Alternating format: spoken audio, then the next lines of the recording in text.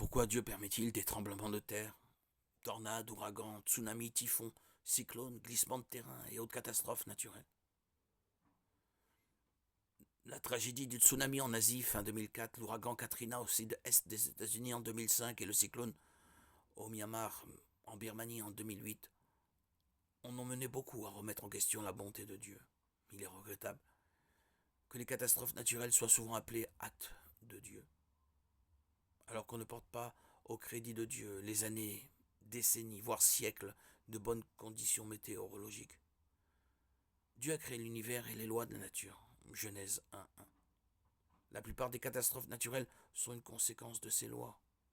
Les ouragans, typhons, tornades sont des conséquences de la collision de différentes zones climatiques.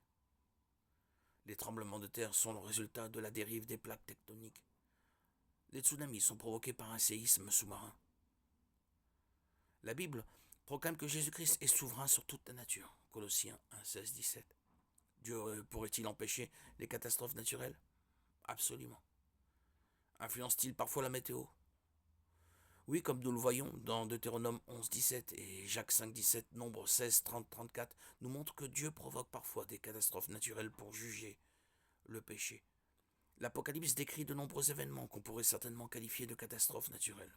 Apocalypse 6, 8 et 16. Mais toutes les catastrophes naturelles ne sont pas automatiquement des punitions de Dieu, absolument pas.